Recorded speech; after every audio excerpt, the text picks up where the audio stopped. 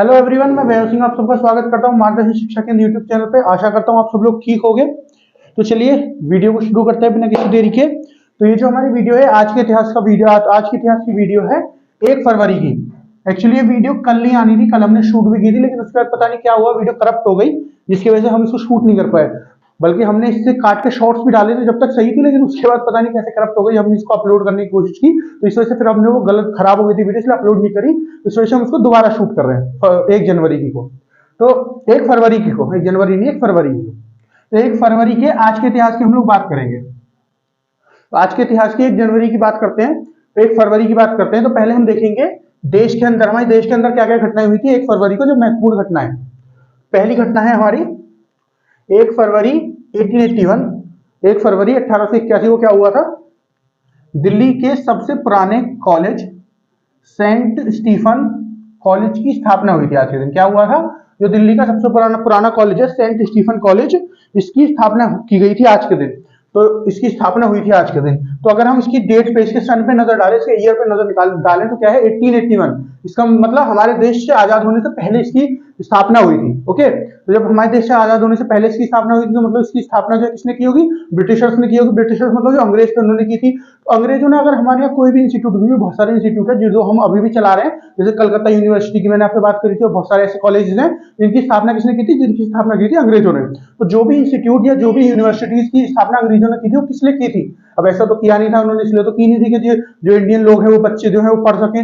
उनका क्या मोटिव था? उनका मोटिव था कि जो भी यहाँ पे आके बच्चे पढ़े ना, उनको इंग्लिश लैंग्वेज जो है आपकी इंग्लिश या फिर अंग्रेजी जो भाषा है, इसकी नॉलेज हो जाए उनको, है ना, नॉलेज हो, उसकी जानकारी हो, उनको बोलनी आ जाए, उनको समझनी आ जाए। इससे क्या होगा कि जब वो अपना काम करवाने की कोशिश करेंगे हमसे, तो अपने आराम से हमसे बात कर सकते हैं। ठीक है, आराम से हम उनकी बात समझ पाएंगे, उनसे कांटेक्ट कर पाएंगे, और आगे जाके जैसे अभी हमको क्या होता है, उनके देशों में जाके हम लोग जॉब करते हैं, अलग अलग चीजें करते हैं। ठीक है, अब हमने उसको अपने एडवांटेज की तरह यूज कर लिया है, लेकिन इनका मोटिव क्या था? इंग्लिश लैंग्वेज जो है उसको, या अंग्रेजी भाषा जो है इसको प्रमोट करने का। क्योंकि वो क्या चाहते थे कि जो यहाँ के लोग हैं ये अंग्रेजी सीख पाए, इंग्लिश सीख पाए, और जो आसानी से जो अंग्रेज हैं अपने काम हमसे करा सके, हमसे अपने आसानी से कांटेक्ट कर सके, और उनको कोई परेशानी ना हो। ऐसा नहीं चाहते थे हमको कोई परेशानी ना हो, वो चाहते थे उनको कोई परेशानी ना हो इस सब चीज से। ओके, इस वजह से इस सारे इंस्टीट्यूट, जो भी इंस्टीट्यूट है, कोई भी कॉलेज वगैरह की स्थापना हुई थी, वो अंग्रेजों ने कराई थी।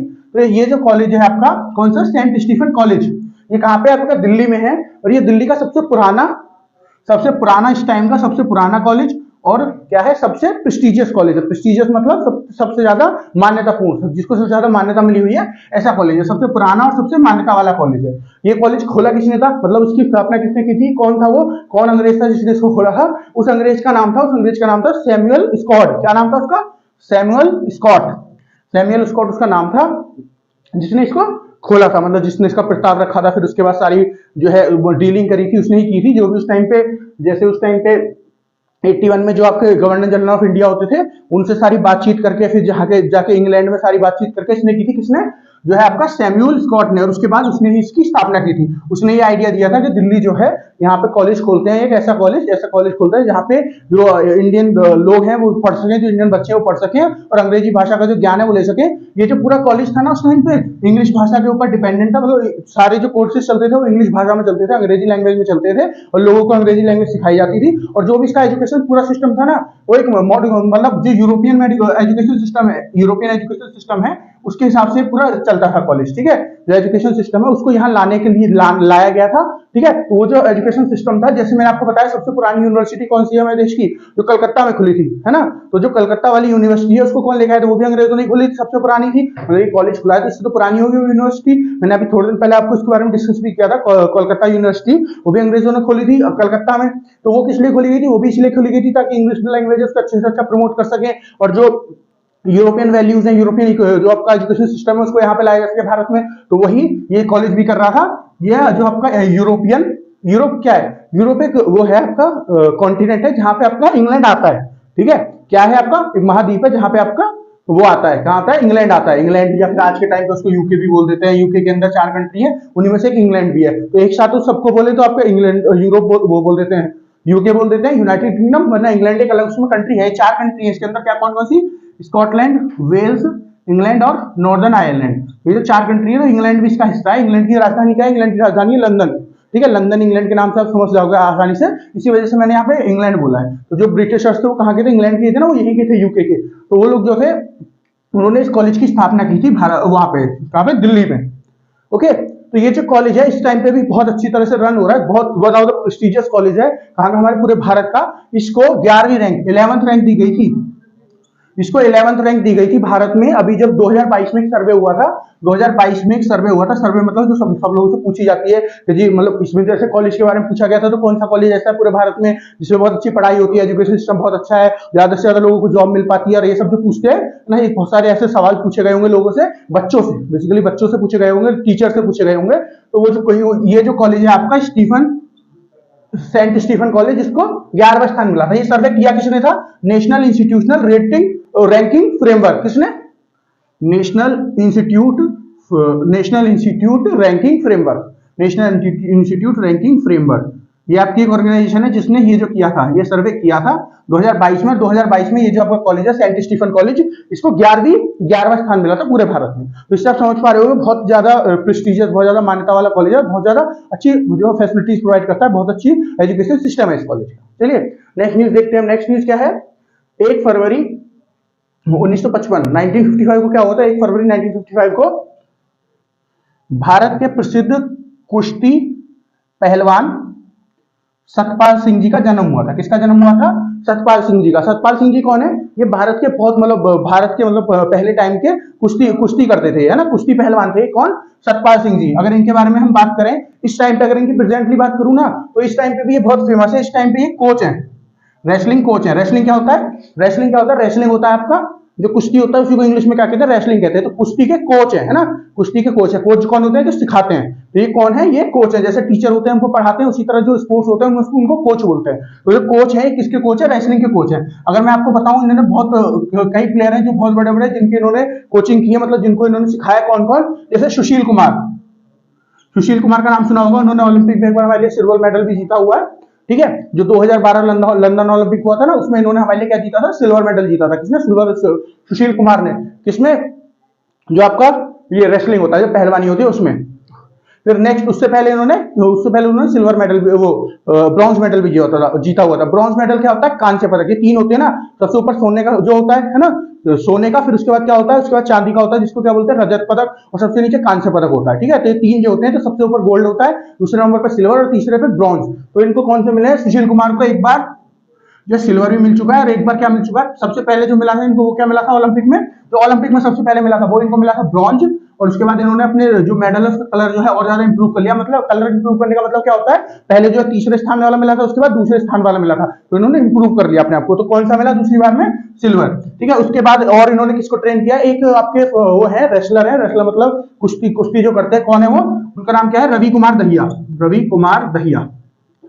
कुमार दहिया जो है, इनका भी नाम अभी बहुत फेमस हुआ था। क्यों हुआ था, क्योंकि इन्होंने अभी सिल्वर मेडल जीता था। ये जो आपके जापान में ओलंपिक हुए थे ना 2021 वाले 2021 में ओलंपिक हुए थे, कहां पे हुए थे, आपके जापान में। तो इन्होंने उसमें सिल्वर मेडल जीता था, पहला ओलंपिक था इनका, और उसमें इन्होंने सिल्वर मेडल जीता था। किसने, ये जो रवि कुमार दहिया जी हैं, इन्होंने सिल्वर मेडल जीता था। इसमें सिल्वर मतलब जो रजत पदक होता है, जो चांदी वाला होता है, उसको रजत पदक कहते हैं, है ना, और इंग्लिश में उसको सिल्वर मेडल कहते हैं। तो इन्होंने सिल्वर मेडल जीता था। तो ये जो 2 बड़े बड़े रेसलर्स हैं, जो 2 बड़े कुश्तीबाज हैं, इनको किसने ट्रेन किया है, इनको ट्रेन किया है सत्यपाल सिंह जी ने। अगर सत्यपाल सिंह जी के करियर की बात करूं, तो इन्होंने भी बहुत सारे मेडल हमारे लिए जीते। ओलंपिक में तो हालांकि नहीं जीता, लेकिन और जो बहुत सारे टूर्नामेंट होते हैं, जैसे कि एशियन गेम होते हैं। एशियन गेम क्या होते हैं, एशियन गेम जो पूरा हमारा एशिया, जो महाद्वीप है ना, हमारा पूरा महाद्वीप है एशिया, है ना, कॉन्टिनेंट इंग्लिश में अगर बोलूं, तो एशिया में जितनी भी कंट्रीज हैं, सब मिलके एक स्पोर्ट्स कराती हैं। ठीक है, ऐसे स्पोर्ट्स जैसे ओलंपिक में अलग अलग स्पोर्ट्स होते हैं, ऐसे इसमें होते हैं। तो ये जो स्पोर्ट्स होते हैं, तो आपके एशियन गेम्स में इन्होंने मेडल जीते हैं। एक बार इन्होंने गोल्ड मेडल भी जीता हुआ है, और एक बार इन्होंने ब्रॉन्ज मेडल जीता हुआ है। ठीक है, और इन्होंने इंडिया के लिए कॉमनवेल्थ जो खेल होते हैं, कॉमनवेल्थ खेल कौन से होते हैं, जो अभी हुए थे पिछले लास्ट ईयर 2022 में हुए थे ना, कॉमनवेल्थ खेल कौन से होते हैं, देखिए ये उन कंट्रीज से खेल होते हैं जो कंट्रीज कभी आपका यूके है ना, आपका यूके या फिर इंग्लैंड बोल दीजिए, इसके अंडर रही है। इसके अंडर का मतलब इसकी गुलाम रही है। तो इन सब कंट्रीज का पूरा एक ग्रुप है, वो जो पूरा ग्रुप है उसको कॉमनवेल्थ गेम भी पूरा जो है ऑर्गेनाइज किया जाता है उसके द्वारा। और वो जो है उसमें इन्होंने 3 बार सिल्वर मेडल जीते हुए हैं। कब कब मैं अभी बताऊंगा कब कब। देखिए कॉमनवेल्थ की बात बताऊंगा आपको। कॉमनवेल्थ आपको कब, एक बार भारत में भी हुआ है कॉमनवेल्थ। कब हुआ था भारत में? 2010 में हुआ था। तो जो 2010 में हुआ था ना वो कॉमनवेल्थ था भारत में जो हुआ था। ओके, 2010 में हुआ था वो कॉमनवेल्थ था। तो यही हुआ है 2022 में, इसमें इन्होंने जीता है। कहां पे हुआ है? इंग्लैंड में हुआ है इस बार। इंग्लैंड नहीं सॉरी, यूके में हुआ है, क्योंकि चारों कंट्रीज है वहीं पे हुआ था। तो इंग्लैंड में हुआ है। कहां पे हुआ है? तो सॉरी यूके में हुआ है जो आपका इस बार का कॉमनवेल्थ हुआ था। ओके, तो अगर मैं बात करूं कि सत्यपाल जी जो है इन्होंने कब कौन कौन से मेडल जीते, पहले एशियन गेम्स की बात कर लेते हैं। एजी मतलब एशियन गेम। तो पहली बार में इन्होंने कौन सा जीता था? Bronze medal. ब्रॉन्ज मतलब जो आपका सबसे नीचे वाला कांस्य पदक होता है। तो पहला वाला इन्होंने कब जीता था? पहला वाला इन्होंने जीता था 1974 1974 में ब्रॉन्ज मेडल। उसके बाद इन्होंने 1982 में 1982 में 2182 में इन्होंने क्या जीता था? 2182 में इन्होंने गोल्ड मेडल जीता था। किसमें? एशियन गेम्स में। फिर अगर मैं बात करूं कॉमनवेल्थ गेम्स की, तो सीडब्ल्यू मतलब कॉमनवेल्थ गेम। कॉमनवेल्थ गेम्स में इन्होंने क्या कब कब जीता है? कॉमनवेल्थ गेम्स में इन्होंने सबसे पहला जो अपना तीनों इन्होंने सिल्वर मेडल जीते हैं कॉमनवेल्थ में। सिल्वर मतलब जो आपका रजत पदक होता है। कब कब जीते हैं इन्होंने सिल्वर मेडल? एक तो इन्होंने जीता है 1974, ठीक है, 1974, 1978 और आपका 1982। ये जो तीनों साल हैं, इसमें इन तीनों सालों में इन्होंने क्या जीता है? इन तीनों सालों में इन्होंने सिल्वर मेडल जीता है। कब कब? 1974, 78, 82 में। तो ये ना जो है इन्होंने जो है कॉमनवेल्थ में भी भारत के लिए बहुत सारे मेडल जीते हैं और एशियन गेम्स में भी बहुत सारे मेडल इन्होंने इंडिया के लिए जीते हैं। तो ये बहुत ज्यादा मतलब जाने वाले वो है, क्योंकि कोचिंग दे रहे हैं, बहुत एक प्रोमिनेंट कोच हैं, बहुत बड़े कोच हैं इस टाइम पे इंडिया के, है ना। और इन्होंने खुद भी बहुत अच्छा इंडिया की परफॉर्मेंस दी है और बहुत सारे मेडल जीते हैं। अगर अब इनकी बात करूं, इनको जो अवार्ड्स क्या क्या मिले हुए इंडियन गवर्नमेंट की तरफ से, जो भारत की गवर्नमेंट है, जो भारत की सरकार है, भारतीय सरकार, उसकी तरफ से इनको क्या क्या मेडल्स मिले हुए। मेडल्स उनको पता होने चाहिए। तो जो आपके हैं कौन, सत्यपाल सिंह जी, इनकी अगर बात करें तो इनको क्या क्या मेडल मिले हुए हैं। तो एक मेडल इनको मिला था 1974 में। क्या मेडल था ये? अर्जुन अवार्ड। 1974 में जब इन्होंने ब्रॉन्ज मेडल जीता है, या कॉमनवेल्थ में सिल्वर मेडल जीता था 74 में, है ना, 74 में। तो अर्जुन अवार्ड क्या होता है? अर्जुन अवार्ड जो है गवर्नमेंट ऑफ इंडिया के द्वारा, जो भारतीय सरकार है उसके द्वारा दिया जाता है किसी भी खिलाड़ी को। जैसे मैं आपको बताऊं, अर्जुन है ना जो महाभारत में पांडव अर्जुन, उन्हीं के नाम पे इसका अवार्ड का नाम रखा गया अर्जुन अवार्ड। ये जो है खिलाड़ियों को दिया जाता है, क्योंकि अर्जुन कौन थे?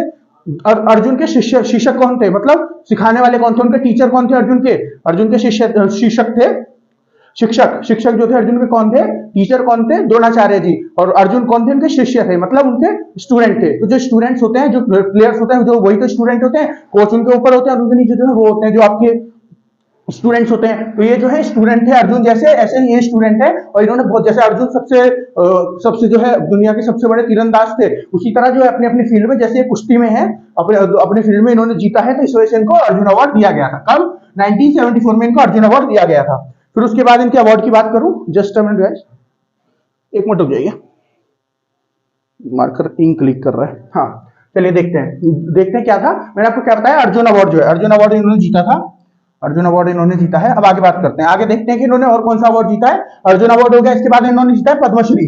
पद्मश्री कौन सा होता है मैं भी आपको बताता हूँ। इन्होंने जीता है पद्मश्री। पद्मश्री कब जीता था इन्होंने? 1983 में, 1983 में इन्होंने जीता है पद्मश्री। पद्मश्री कौन सा होता है मैं आपको वैसे बता चुका हूं, पर बता देता हूं। जो हाईएस्ट सिविलियन अवार्ड होते हैं, जो आम नागरिक होते हैं, जो आम इंसान होते हैं, उनको दिए जाते हैं अवार्ड भारत सरकार की तरफ से। तो सबसे ऊपर कौन सा होता है? सबसे ऊपर होता है आपका भारत रत्न। भारत रत्न के बाद क्या होता है? पद्म विभूषण। पद्म विभूषण के बाद पद्म भूषण, और सबसे नीचे पद्मश्री। तो इनको पद्मश्री मिला था कब? 1983 में, 1983 में पद्मश्री। तो ये जो है, ये जो आपका जो चौथे नंबर का सबसे हाईएस्ट सिविलियन अवार्ड है, ये इनको मिला था। देखिए ऐसा मत सोचिए कि इनको चौथे नंबर का अवार्ड मिला तो सबसे नीचे वाला, नहीं।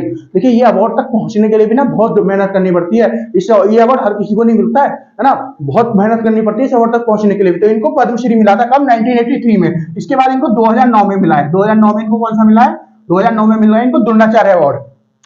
तो जब ये एक खिलाड़ी थे, एक प्लेयर थे, उस टाइम पे इनको अर्जुन अवार्ड मिला है। और जब ये कोच बन गए 2009 में, तो इनको द्रोणाचार्य अवार्ड मिला है। तो द्रोणाचार्य अवार्ड किसका होता है? जैसे अर्जुन थे, उनके शिक्षक, उनके शिष्य थे किसके? द्रोणाचार्य जी के। द्रोणाचार्य जी टीचर थे, अर्जुन तो स्टूडेंट थे। तो अर्जुन के नाम पे जब ये स्टूडेंट थे, इनके भी कोई कोच रहे होंगे, जब ये खेलते थे, प्लेयर थे, तो उस टाइम पे इनको अर्जुन अवार्ड मिला है। और अब जो ये कोच बन गए हैं, कोचिंग देते हैं, जो भी लोग हैं उनको, जो भी बच्चे हैं उनको कोचिंग देते हैं। तो इस टाइम पे कौन हो गए? टीचर हो गए। तो टीचर के उस पर इनको द्रोणाचार्य के नाम पे जो अवार्ड मिलता है, द्रोणाचार्य जो कोचेस को दिया जाता है, वो इनको अवार्ड मिला है, द्रोणाचार्य अवार्ड। फिर उसके बाद इनको और कौन सा अवार्ड मिला है? इसके बाद इनको 2015 में एक अवार्ड मिला है, पद्म भूषण। ठीक है, पहले इनको पद्मश्री मिल चुका है, तो चौथे नंबर पे आपका। और फिर उसके बाद इनको क्या मिला है? पद्म भूषण, तो इसी के ऊपर वाला है जो 2015 में इनको मिला है। ठीक है, पद्म भूषण को कौन कौन से अवार्ड मिले? 1974 1974 में कौन सा मिला है? अर्जुन अवार्ड। फिर उसके बाद इनको कौन सा मिला है? 1983 1983 में आपका पद्मश्री। उसके बाद 2009 में आपका द्रोणाचार्य अवार्ड, और फिर उसके बाद 2014 में आपका 2015 में पद्म भूषण, इनको अवार्ड मिले। तो ये सारा मैंने आपको इनके बारे में बता दिया। जो ये है आपके सतपाल सिंह जी जो हैं, इनके बारे में मैंने आपको सारा बता दिया। देखिए इन सब के बारे में हम क्यों बताते हैं, मैं क्यों बता रहा हूँ आपको, इन सब के बारे में क्यों पूछ सकते हैं एग्जाम से। देखिए इनको इतने सारे अवार्ड मिले हुए हैं, इन्होंने भारत को इतना सारा सर्व किया, इस टाइम पे भी लगातार सर्व कर रहे हैं एज अ कोच, पहले एज अ प्लेयर सर्व कर चुके हैं, भारत के लिए काम कर सकते हैं। तो जब तो एक बहुत इंपॉर्टेंट पर्सनैलिटी बन गई है, तो इनके बारे में पूछा जा सकता है आपसे कभी भी, है ना, क्योंकि न्यूज में रहते हैं, इनको इतने सारे अवार्ड मिले तो न्यूज में रहते हैं, और जब न्यूज में रहते हैं तो इनको पूछने की पॉसिबिलिटी बढ़ जाती है। ओके चलिए आगे चलते हैं, क्योंकि अभी तो एक कोच की तरह काम कर ही रहे हैं, कल को इनका कोई और प्लेयर है किसी और स्पोर्ट्स में, जैसे अर्जुन अवार्ड बोल रहा हूँ, जैसे कि आपके एशियन गेम्स में या कॉमनवेल्थ गेम आने वाले हो, या कॉमनवेल्थ गेम जो आने वाले होंगे, और जो आपके ओलंपिक्स आने वाले हैं, उनमें कोई इनका प्लेयर जीतेगा तो फिर ये न्यूज में आ जाएंगे। तो इस वजह से न्यूज में बने रहते हैं ना। तो इस वजह से जैसे अभी क्या चल रहा है, अभी टूर्नामेंट चल रहा है आपका खेलो इंडिया यूथ अब वो चल रहे हैं गेम्स, खेलो इंडिया यूथ गेम्स, जो गवर्नमेंट ऑफ इंडिया के द्वारा, जो हमारी भारतीय सरकार है उसके द्वारा खेलो भारत खेल कराए जाते हैं ना, वो वाले चल रहे हैं यूथ के, तो छोटे बच्चे होते हैं, यंग होते हैं उनके, तो उनमें से भी इन्होंने किसी न किसी को कोच किया होगा, उसमें कुश्ती का भी इवेंट होगा, उसका इस वजह से भी न्यूज में आ जाते हैं। जैसे कुश्ती न्यूज में आ गई तो जो कुश्ती से रिलेटेड जो भी आदमी होगा ना, जो भी लोग होंगे वो सब न्यूज में आ सकते हैं। तो कुश्ती न्यूज में आ गई तो इसका मतलब कोई भी आ सकता है उसके बाद न्यूज में, जो कुश्ती से रिलेटेड है। तो ये एज ए कोच काम कर रहे हैं भारत के, तो इसका मतलब क्या है कि ये भी न्यूज में आ गए। ओके चलिए नेक्स्ट न्यूज देखते हैं। नेक्स्ट न्यूज क्या है आपकी? नेक्स्ट न्यूज है आपकी 1 फरवरी 1956 को क्या हुआ? भारतीय फिल्म अभिनेता ब्रह्मानंद का जन्म हुआ। ठीक है, किसका जन्म हुआ? ब्रह्मानंद का जन्म हुआ। भारतीय फिल्म अभिनेता है ये, है ना। ये कौन सी इंडस्ट्री से बिलोंग करते हैं, मतलब कहां पे काम करते हैं, कौन सी फिल्मों में काम करते हैं? ये तेलुगु फिल्मों में काम करते हैं। तेलुगु तेलुगु फिल्म जो है कहां पे बनाई जाती है? देखिए ये दो भाषाएं, तेलुगु तमिल। जो तेलुगु होती है वो वाली है जो आंध्र प्रदेश वगैरह में, आंध्र प्रदेश तेलंगाना यहाँ पे चलती है। ठीक है, और जो दूसरी क्या है आपकी? दूसरी है तमिल। तमिल कहां पे चलती है आपकी? तमिल चलती है आपकी जो तमिलनाडु है ना, तो तमिलनाडु है वहां पे तमिल चलती है। तो तेलुगु सॉरी गाइस, तो जो तेलुगु है कहां पे चलती है? आंध्र प्रदेश वगैरह जो है, तमिलनाडु, आंध्र प्रदेश तेलंगाना ये जगह यहाँ पे, और जो आपका तमिल है ये चलती है तमिलनाडु में। जैसे बहुत सारी रीजनल हमारी इंडस्ट्रीज है ना मूवीज की, ये बहुत सारी मूवीज अलग अलग लाती है। जैसे कन्नड़ की है, जहाँ से आपने केजीएफ देखी होगी, जहाँ की है ना, तमिल की भी आपने बहुत सारी मूवी देखी होंगी, और तेलुगु की तो जैसे RRR अभी आई थी, ये भी तेलुगु की थी, तो और अल्लू अर्जुन जो है तेलुगु के स्टार हैं। ऐसे करके इन्होंने आपने जो, और तमिल के कौन है? तमिल के एक विजय नाम से है ना, विजय नाम से स्टार है, उनकी आपने मूवी देखी होगी। अभी इनकी मूवी आई थी मास्टर करके, है ना, थोड़े दिन पहले मास्टर आई थी, और अभी कुछ दिन पहले भी आई थी एक, याद नहीं आ रहा मुझे मूवी का नाम क्या था, बीस्ट के नाम से आई थी इनकी एक मूवी। तो ये जो है बहुत बड़े, इनकी यहाँ पे बहुत अच्छी अच्छी मूवी बनती है, बड़ी बड़ी मूवी बनती है। तो मैंने आपको दोनों इंडस्ट्री का जो डिफरेंस है, लैंग्वेज का डिफरेंस है, मैंने आपको बता दिया। ठीक है, तो ये जो है आपके कौन? ब्रह्मानंद जो है कहां से थे? तेलुगु इंडस्ट्री, मतलब जो आंध्र प्रदेश वाली इंडस्ट्री है यहाँ से बिलोंग करते हैं, तेलुगु से। तो ये वहां के बहुत बड़े स्टार है। मैं बताऊं आपको, ब्रह्मानंद जी एक एक्टर तो है, कॉमेडियन है ये। आपको इन्होंने आपने इनको बहुत मूवीज में देखा होगा, थोड़े छोटे से हैं, मोटे से हैं, है ना, ब्रह्मानंद। बहुत सारी जो आपने इनको कॉमेडी मूवीज में देखा होगा, बहुत मूवीज में, मतलब इनके नाम एक गिनीज वर्ल्ड रिकॉर्ड भी है। गिनीज वर्ल्ड रिकॉर्ड मतलब एक कंपनी है गिनीज, जो पूरी दुनिया में जो वर्ल्ड रिकॉर्ड बनते हैं ना उनको मेंशन करती है ना, तो इनके नाम पे एक गिनीज वर्ल्ड रिकॉर्ड भी है। किस चीज का गिनीज वर्ल्ड रिकॉर्ड इनके पास? ये अकेले ऐसे जिंदा आदमी है, ऐसे अकेले ऐसे जिंदा एक्टर है जिनका सबसे ज्यादा बार जो मूवी होती है ना, फिल्म होती है, उसके क्रेडिट्स में नाम है। क्रेडिट्स क्या होता है? देखिए जब हम मूवी देखते हैं, मूवी खत्म होने के बाद वो नहीं चलते, सब पूरी लिस्ट चलती है नामों की, उसको क्रेडिट्स बोलते हैं, है ना, उसको क्रेडिट्स बोलते हैं। उसमें सबके नाम लिखे होते हैं, किसने इसमें काम किया है, किसने कोई छोटा सा भी रोल किया है, बड़ा सा रोल किया है, जो पर्दे के पीछे थे उन सब ने जो काम किया, जो भी सब कुछ काम करते हैं उन सबका नाम उसमें होता है, तो वो क्रेडिट्स होते हैं। तो इनका जो है आज तक जो जिंदा आदमी है, जो जिंदा आपके एक्टर जो जिंदा है, मतलब जो अभी मरे नहीं है, जिनकी डेथ नहीं हुई है, उन सब में सबसे ज्यादा नाम किसका आया है? ब्रह्मानंद जी का। अभी तक इनके 1000 फिल्मों से 1000 प्लस फिल्मों के क्रेडिट्स में इनका नाम आ चुका है। ओके, किसका? ब्रह्मानंद जी का। अगर इनके बारे में आप बात करूं तो ये पहले एक कॉलेज में जो है तेलुगु लेक्चरर थे, मतलब तेलुगु जो लैंग्वेज है उसके बारे में पढ़ाया करते थे, और साथ ही साथ जो है थिएटर एक्टर भी थे। जो थिएटर्स होते हैं ना, जब प्ले होते रहते हैं, जो एक्टर्स वहां पे काम करते थे, तो वहां पे थिएटर में एक में काम करते थे, जो आपका वहीं पे जो आपका आंध्र प्रदेश है वहां पे था, जहाँ पे रहते थे। फिर उसके बाद हैदराबाद में रहते थे, वहां पे काम करते थे, और अपना जो टीचिंग का काम है वो करते थे। उसके बाद वहीं से इनका जो एक प्ले है देखा गया, एक उसने देखा, किसने देखा? डीडी तेलुगु,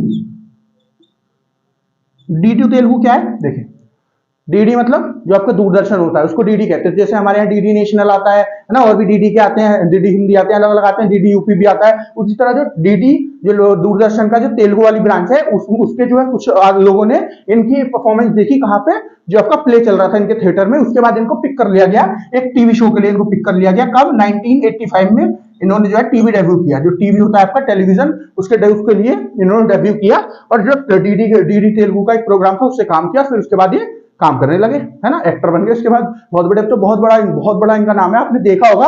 ऐसे आपको शायद नहीं भी याद आ रहे हो नाम से, या फिर जो मैंने थोड़ा सा बताया कि थोड़े छोटे से थोड़े मोटे से होते हैं, लेकिन आपने इनको बहुत सारी मूवीज में वैसे देखा होगा। आप अगर गूगल वगैरह पे डालेंगे ना, फोटो निकलते हैं, समझ जाओगे कौन है, ठीक है। अगर इनके बारे में और बताऊं, इनको कुछ अवार्ड मिले, ये तो मैंने आपको बता दिया, इनको इनके नाम पे गिनीज वर्ल्ड रिकॉर्ड है। तो इस वजह से ये एक तो खुद ही इंपॉर्टेंट हो जाते हैं हमारे लिए उनके बारे में पढ़ना, क्योंकि इनके नाम पे गिनीज वर्ल्ड रिकॉर्ड है। तो आपको पूछा जा सकता है ऐसे कौन से एक्टर है जिसके नाम पे ये गिनीज वर्ल्ड रिकॉर्ड है कि 1000 से ज्यादा बार इनका नाम क्रेडिट में आ चुका है। फिर दूसरा, इनको एक पद्मश्री का अवार्ड भी मिला हुआ है। कौन सा? पद्मश्री का। पद्मश्री का इनको अवार्ड मिला हुआ है, 2009 में इनको मिला था। हालांकि इनको वैसे बहुत सारे अवार्ड मिले हैं जो मूवीज के होते हैं, फिल्म फेयर वगैरह, आईफा वगैरह, सब जो अवार्ड होते हैं, लेकिन जो मेन अवार्ड है जो हमारे एग्जाम के लिए जरूरी है, वो हमारे लिए पढ़ने जरूरी है। इनको एक तो ग्रीन वर्ल्ड रिकॉर्ड इनका जो है ये हमारे लिए पढ़ना जरूरी है, और दूसरा क्या है, ये जो आपका पद्मश्री इनको मिला है। पद्मश्री कौन सा है? जो चौथे नंबर का है, वो इनको मिला है 2009 में। तो मैंने आपको इनके अवार्ड बता दिए सत्यपाल सिंह जी के। इसलिए न्यूज में हमारे लिए क्यों पढ़ने जरूरी है, क्योंकि इनको जो अवार्ड मिले हुए हैं, और ये ब्रह्मानंद जी हमारे लिए पढ़ने क्यों जरूरी है, क्योंकि इनको जो अवार्ड मिले और इनके नाम पे जो वर्ल्ड रिकॉर्ड है, ठीक है। चलिए नेक्स्ट चलते हैं। नेक्स्ट क्या है आपका पॉइंट? 56 हो गया। फिर उसके बाद क्या है? थर्ड वाला पॉइंट हो गया 1 फरवरी 1977, 1977, 1 फरवरी 1977 को क्या हुआ? भारतीय तट रक्षक बल का गठन हुआ। तो भारतीय तट रक्षक बल क्या होता है? तट रक्षक बल। इसको अगर इंग्लिश में बताओ तो इंग्लिश में क्या कहते हैं? Coast guard, Indian coast guard इनको कहते हैं, ठीक है। कोस्ट मतलब, कोस्ट क्या होता है? देखिए तट, तट से आप समझ सकते हो, हिंदी में तट से समझ जाओगे, इंग्लिश में कोस्ट कहते हैं। जो आपकी ये बाउंड्रीज होती है ना पानी वाली, इन सबको कहते हैं तट या फिर कोस्ट। तो वहां पे जो वहां की जो रक्षा करते हैं वो कौन होते हैं? वो होते हैं आपके भारतीय तट रक्षक रक्षा बल या फिर इंडियन कोस्ट गार्ड। तो क्या होता है, जैसे मैं आपको बताऊं, वैसे आपने आज तक सुना होगा कि इंडियन आर्मी जो है और इंडियन नेवी जो है वो पानी वाले सारे ऑपरेशंस करती है, लेकिन वो भी इसमें ये भी है, ये जो कोस्ट गार्ड है या फिर तट रक्षा बल है, ये भी है। देखिए जैसे हमारी इंडियन आर्मी है, इंडियन आर्मी जो है वही हमारी जो बॉर्डर्स है ऊपर वाली लैंड वाली जो बॉर्डर है जमीन वाली, वहां पे वही सब काम करती है।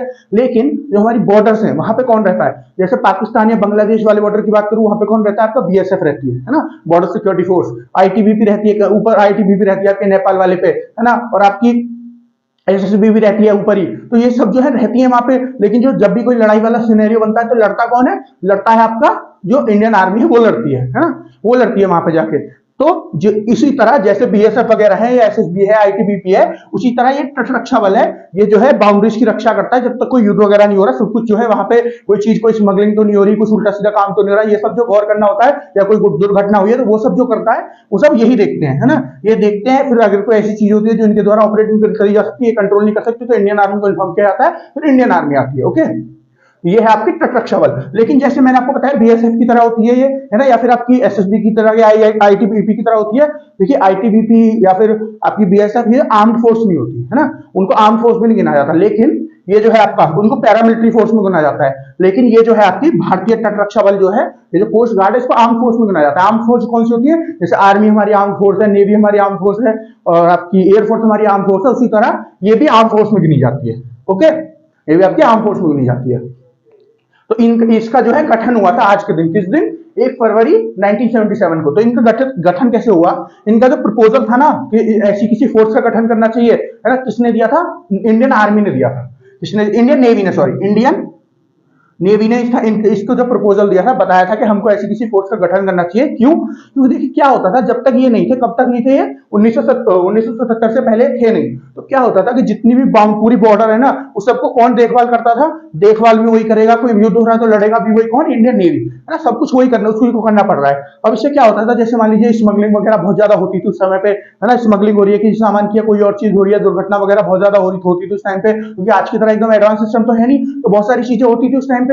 उस सब के लिए किसको भागना पड़ता था? इंडियन नेवी को भागना पड़ता था। और भी बहुत सारे काम इंडियन नेवी के पास है, और फिर ये सब भी काम उसको करना पड़ता था। तो उसके बाद क्या था, उसने एक प्रपोजल दिया, है ना, उसने एक प्रपोजल दिया कि ऐसी कोई जो है रक्षा बल या फिर ऐसी कोई फोर्स जो है हमको तैयार करनी चाहिए, जो ये वाला काम है सारा बाउंड्रीज की देखभाल करना, रक्षा करना, और कोई दुर्घटना वगैरह या फिर स्मगलिंग वगैरह होता है इन सबको सब पे गौर तरफ रखे कौन, ऐसी कोई फोर्स होनी चाहिए, ऐसी कोई। तो उसके बाद क्या है, पूरी एक कमीशन बनाई गई, जो पूरी कमेटी बनाई गई, कमीशन बनाई गई, उसने फिर सारी जो है रिसर्च की क्या क्या हो सकता है, कैसे कैसे हो सकता है, कैसे कैसे बनाई जा सकती है। उसके बाद फिर उन्होंने अपनी रिकमेंडेशन दी, और उनकी रिकमेंडेशन के मतलब उन्होंने अपनी जो निष्कर्ष निकले वो दिए, रिकमेंडेशन जो अपने निष्कर्ष निकाले उन्होंने वो दिए, और वो देने के बाद इसका गठन हो गया। इसका गठन कब हुआ, 1 फरवरी 1977 को। ये किसके अंदर आती है, भारतीय सरकार के कौन से मिनिस्ट्री के अंदर आती है, कौन सी मिनिस्ट्री के अंदर ये आती है, मिनिस्ट्री ऑफ डिफेंस के अंदर। किसके अंदर आती है, मिनिस्ट्री ऑफ डिफेंस के अंदर। जितनी भी डिफेंस फोर्सेस होती है सब इसी के अंदर आती है, तो ये भी आपके मिनिस्ट्री ऑफ डिफेंस के अंदर आती है। इस टाइम पे हमारे डिफेंस मिनिस्टर कौन है, मिनिस्टर ऑफ डिफेंस, उसके मिनिस्टर कौन है, डिफेंस मिनिस्टर राजनाथ सिंह जी। श्री राजनाथ सिंह जी हमारे इस टाइम पे डिफेंस मिनिस्टर है। डिफेंस मिनिस्टर कौन है, राजनाथ सिंह जी। ठीक है, चलिए आगे चलते हैं, नेक्स्ट न्यूज देखते हैं। नेक्स्ट न्यूज क्या है, 1 फरवरी 1992 1992 क्या हुआ, 1 फरवरी 1992 को क्या हुआ, केंद्र शासित प्रदेश दिल्ली को नया नाम राष्ट्रीय राजधानी क्षेत्र दिल्ली दिया गया। ठीक है, तो ये जो आपकी दिल्ली है, हमारी जो राजधानी है दिल्ली, हमारी जो दिल्ली है आपकी, हमारी जो दिल्ली है, इसको पहले क्या बनाया गया, इसको पहले क्या बनाया गया था, इसको पहले बनाया गया था आपका केंद्र शासित प्रदेश। केंद्र शासित प्रदेश अगर इंग्लिश में बोले तो क्या होते हैं, इंग्लिश में इनको बोलते हैं यूटी, मतलब यूनियन टेरिटरी। यूनियन टेरिटरी होती है ना। देखिए अगर मैं इसके नाम से समझने की कोशिश करूं, केंद्र शासित प्रदेश, तो ऐसे प्रदेश जो केंद्र के द्वारा शासन नियुक्त किया जाता है उसको क्या बोलते हैं, केंद्र शासित प्रदेश, है ना। ऐसे प्रदेश जिनका केंद्र का शासन किया जाता है। जैसे अगर किसी राज्य की हम बात करें, जैसे किसी भी राज्य की बात कर लीजिए, यूपी की कर लीजिए, राजस्थान की कर लीजिए, हरियाणा की कर लीजिए, नीचे साउथ में तमिलनाडु वगैरह किसी भी राज्य की कर लीजिए, आंध्र प्रदेश, केरला, इधर नॉर्थ ईस्ट में कर लीजिए, मणिपुर वगैरह जो है, मणिपुर, मेघालय, मिजोरम, असम, है ना, अरुणाचल प्रदेश, इन सब की बात कर लीजिए, या इधर वेस्ट में कर लीजिए, गुजरात, राजस्थान, मुंबई नहीं सॉरी महाराष्ट्र, इन सब की बात कर लीजिए। ये जो सब स्टेट्स हैं और इन सब की अपनी अपनी गवर्नमेंट होती है, इन सब की अपनी अपनी सरकार होती है जो पूरा काम ऑपरेट करती है, पूरा जो देखभाल करती है पूरी स्टेट की, जो भी काम है सबको देखती है। कौन देखती है, इनकी स्टेट गवर्नमेंट होती है, जो इनकी राष्ट्रीय गवर्नमेंट होती है, जो राष्ट्रीय सरकार होती है। लेकिन जो इनकी राज्य सरकार होती है, राष्ट्रीय नहीं राज्य सरकार होती है। लेकिन जो ये केंद्र शासित प्रदेश होते हैं ना, ये राज्य नहीं होते, ये राज्य से छोटे होते हैं, इस वजह से इनको वो नहीं बनाया जाता, राज्य नहीं बनाया जाता, है ना। राज्य जो होने की सब कुछ आपको जो बॉक्स चेक होने चाहिए ना, जो चीजें होनी चाहिए राज्य बनने के लिए, उनके पास वो सब चीजें नहीं होती है। इस वजह से इनको राज्य नहीं बना के केंद्र शासित प्रदेश बना देते हैं। मतलब इनको बना तो एक अलग देते हैं, काम तो अपना अलग करेंगे, है ना, मतलब एक अलग एरिया में रहेंगे, किसी स्टेट के साथ इनको नहीं जोड़ते, क्योंकि इनकी इंपॉर्टेंस होती है, जैसे इनको किसी स्टेट के साथ नहीं जोड़ते। लेकिन इनको जो इन पे जो शासन करेगी वो कौन करेगी, केंद्र करेगी। जैसे हिंदी में केंद्र शासित प्रदेश, जो केंद्र सरकार होगी वो इसके ऊपर राज करेगी। उसी तरह इंग्लिश में यूनियन टेरिटरी, जो यूनियन होता है उसी को केंद्र कहते हैं, इंग्लिश में यूनियन या सेंटर बोलते हैं। तो किसको बोलते हैं, वो जो केंद्र होती है, केंद्र सरकार होती है उसी को। तो जो यूनियन है उसकी टेरिटरी मतलब क्षेत्र होता है ना, क्षेत्र या प्रदेश ऐसे बोल सकते हैं आप, वो क्या होता है, वो तो होता है टेरिटरी। तो यूनियन टेरिटरी जो यूनियन की टेरिटरी है वो जो है, या फिर हिंदी में जो केंद्र के द्वारा शासित किए गए प्रदेश हैं। तो उसमें क्या था, उसमें क्या, दिल्ली का नाम, पहले दिल्ली क्या थी, दिल्ली आपकी पहले थी यूटी, है ना, यूटी थी। मैं अभी सारा पूरा आपको टाइमलाइन बताऊंगा, कब ये यूटी बनी, कैसे कैसे, इसकी पूरी मैं आपको मिडिवल टाइम से बताऊंगा आपको, है ना, मिडिवल टाइम से आपको इसके बारे में बताऊंगा, जब ये पहली बार राजधानी बनी उसके बाद से आपको सारा कुछ बताऊंगा। उसके बाद इसका नाम क्या रखा गया है, 1 फरवरी 1992 को 1992 को इसका नाम क्या रख के बदल के कर दिया गया, राष्ट्रीय राजधानी क्षेत्र दिल्ली। राष्ट्रीय राजधानी क्षेत्र दिल्ली। तो जो हमारे देश की राजधानी है, राष्ट्रीय मतलब जो हमारा देश है, नेशनल, है ना, उसकी जो राजधानी है, वो जो क्षेत्र है, उसकी राजधानी का जो क्षेत्र है उसको क्या बोला जाएगा, जो क्षेत्र हमने डिसाइड किया हुआ है कि भारत की राजधानी का क्षेत्र है उसको क्या बोला जाएगा, उसको वो दिल्ली है। जो हमने क्षेत्र डिसाइड किया हुआ है, इस लाइन का मतलब क्या है, राष्ट्रीय राजधानी क्षेत्र, जो क्षेत्र है पूरा, है ना, जो हमने डिसाइड किया हुआ है कि ये भारत की राजधानी होगा, उसका नाम क्या है, उसका नाम है दिल्ली। ठीक है, ये जो लाइन है पूरी बोलती है। अगर इंग्लिश में बोले तो नेशनल कैपिटल टेरिटरी, है ना, नेशनल कैपिटल टेरिटरी। टेरिटरी मतलब क्या बताया मैंने, जो क्षेत्र होगा या फिर कोई प्रदेश होगा वो टेरिटरी, इसको हिंदी में बोलते हैं, है ना। राजधानी मतलब कैपिटल, तो और राष्ट्रीय मतलब नेशनल, तो नेशनल, जैसे यहाँ पे लिख दूं, नेशनल कैपिटल टेरिटरी क्या है आपकी, दिल्ली। ठीक है, तो जो नेशनल कैपिटल टेरिटरी है उसका नाम क्या है, हमारी का दिल्ली है। तो अगर मैं आपको दिल्ली की पूरी वो बताऊं हिस्ट्री, अगर पूरे मिडिवल टाइम से अगर आपको इसकी हिस्ट्री बताऊं, तो ये मैं आपको दिल्ली सल्तनत से बताता हूँ, जो आपका मिडिवल टाइम है या फिर मध्यम भारत है। मध्यम जो भारत शुरू होता है, कहाँ से शुरू होता है, इससे पहले गुप्ता वगैरह और आपके चौहान वगैरह होते हैं इससे पहले, है ना। लेकिन जो आपका मिडिवल टाइम है वो कहाँ शुरू होता है, वो शुरू होता है आपका जब दिल्ली सल्तनत बनती है। तो दिल्ली सल्तनत कैसे बनती है, दिल्ली सल्तनत की कहाँ से शुरुआत होती है, दिल्ली सल्तनत की शुरुआत होती है गुलाम वंश से। गुलाम वंश कैसे होता है, जब पृथ्वीराज चौहान जी को किसने हराया था, मोहम्मद गौरी ने हराया था। उसके हराने के बाद जो मोहम्मद गौरी जो था वो कहाँ राज करता था, वो तो अपना अफगानिस्तान में जो उसकी जगह थी वहां पर राज करता था। लेकिन जो भारत में उसने अब टेरिटरी जीत ली, जो क्षेत्र उसने भारत में जीत लिया, जो आपके पृथ्वीराज चौहान जी इनको हरा के, है ना, जो उसने क्षेत्र जीत लिया, अब यहाँ पे भी तो कोई राज करेगा, इतनी दूर से वो राज करने रोज रोज तो आएगा नहीं। तो यहाँ का भी तो एक, जैसे अब इस टाइम पे जो सेंटर जो है हमारा, जो यूनियन है या फिर हमारा केंद्र है, वहां पे एक सरकार बैठी है, लेकिन अलग अलग जो क्षेत्र है, जो हमारे राज्य है, उनके लिए अलग अलग सरकार है, उनको जो ऑपरेट कर रही है, लेकिन मेन सरकार कौन है, जो केंद्र में बैठी है। उसी तरह जो मेन सरकार उसकी थी, मतलब जो खुद मोहम्मद गौरी था वो कहाँ बैठता था, वो तो आपका बैठ गया जो जो उसकी एक्चुअल मतलब जो असली वाली उसकी वो है, जो उसने पीछे से कमाई होगी, जो आई होगी, उसके पास सबसे पहली टेरिटरी होगी। लेकिन जो अब इसने नई नई जीती है, इसमें इसको किसी और को बिठाना होगा, है ना, जो इसको संभालेगा, मतलब राज उसी का चलेगा, गौरी का ही, लेकिन उसको संभालने के लिए फिलहाल कोई और चाहिए। तो जो जो चुना था उसने, वो उसके नीचे काम करता था, वो उसके अंडर काम करता था, इसलिए जो वंश है इसको गुलाम वंश बोलते हैं। ठीक है, तो सबसे पहला गुलाम वंश का राजा कौन था, मतलब जो दिल्ली सल्तनत थी कहां से शुरू थी, वो शुरू थी गुलाम वंश से। और उसका राजा कौन था, उसका राजा था कुतुबुद्दीन ऐबक। कौन, कुतुबुद्दीन ऐबक। कुतुबुद्दीन ऐबक, इनका नाम आपने सुना होगा, कुतुबुद्दीन ऐबक का, जिसने कुतुब मीनार बनाई है वही आपका कुतुबुद्दीन ऐबक है। तो कुतुबुद्दीन ऐबक जो है, इन्होंने ये जो है गुलाम वंश का शुरुआत करेंगे, और यहीं से जो है दिल्ली सल्तनत की शुरुआत होगी। तो इस टाइम पे जब दिल्ली सल्तनत की शुरुआत हुई, तो यहाँ पे हमारे देश की राजधानी क्या थी उस टाइम पे, उस टाइम मतलब दिल्ली सल्तनत की राजधानी क्या थी, हमारे देश की क्या, दिल्ली सल्तनत की राजधानी क्या थी, इस टाइम पे क्या थी, दिल्ली। उस टाइम पे दिल्ली सल्तनत के नाम से पता चल रहा है, दिल्ली सल्तनत, जो दिल्ली की सल्तनत है उसको दिल्ली सल्तनत बोलेंगे। ठीक है, तो जो मेन जो केंद्र है वो क्या है, दिल्ली, तो राजधानी क्या है, दिल्ली। ठीक है, नाम से पता चल रहा है दिल्ली सल्तनत। तो जो दिल्ली सल्तनत थी, इसकी राजधानी थी दिल्ली। तो कब बनी थी ये राजधानी, मतलब किस टाइम पे दिल्ली सल्तनत किस टाइम पे थी, जब ये राजधानी बनी थी दिल्ली सल्तनत की, उस टाइम पे मतलब समय कौन सा था, वो समय कौन सा था, वो था आपका 1214। कहीं ऐसे लिखता हूं, जो आपको यहां लिखता हूं, देखिए जो दिल्ली सल्तनत है वहां पे कौन बनी, 1214 में बनी, 1214 में। अब दिल्ली सल्तनत के बाद मिडेवल में या मध्यकालीन भारत में कौन आया, उसके बाद मध्यकालीन भारत में कौन आया, जो आपका दिल्ली सल्तनत है, थोड़ा नीचे लग देता हूं, यहाँ ऊपर दिख नहीं रहा होगा आपको। दिल्ली सल्तनत में क्या है, 1214 में दिल्ली सल्तनत था। ठीक है, दिल्ली सल्तनत में इसकी राजधानी थी दिल्ली सल्तनत की। उसके बाद क्या आया आपका, मुगल राज्य आया, मुगल साम्राज्य आया। मुगल साम्राज्य कैसे आया, जो दिल्ली सल्तनत कहां पे खत्म हुई थी, लोधीस पे खत्म हुई थी। दिल्ली सल्तनत में कौन कौन थे, जैसे मान लीजिए सबसे पहले तो गुलाम वंश था, उसके बाद आपके ये इल्तुतमिश वगैरह थे, उसके बाद लास्ट में कौन थे, लोधीस थे। तो लोधीस जो है इनको हराया था किसने, अकबर ने हराया था, सॉरी बाबर ने हराया था, बाबर ने हराया था। और बाबर ने मुगल साम्राज्य की स्थापना की थी, कब, 1526 में, मुगल साम्राज्य या मुगल एम्पायर किस, कब, 1526 में हराया था। पहला पानीपत का युद्ध हुआ था ना, उसके बाद किसकी स्थापना हुई आपके, तो दिल्ली सल्तनत में क्या क्या थे, मैंने आपको गुलाम वंश बताया, फिर तुगलक वंश आएगा, उसके बाद लोधी आएंगे, है ना। तो जो अकबर ने, सॉरी जो बाबर ने हराया था और मुगल वंश की स्थापना की थी 1526 में, वो लोधी को हराया था, इब्राहिम लोधी को हराया था ना। पहली जो आपकी पहली पानीपत की लड़ाई थी 1526 में हुई थी, यहाँ पे हरा के, और जो हमारे देश की फिर राजधानी, मतलब हमारे देश नहीं, मुगल साम्राज्य की राजधानी क्या बनी, दिल्ली बनी। लेकिन दिल्ली के साथ साथ आगरा भी थी राजधानी, लेकिन जो मेन राजधानी थी वो क्या थी, वो आपकी थी दिल्ली, है ना।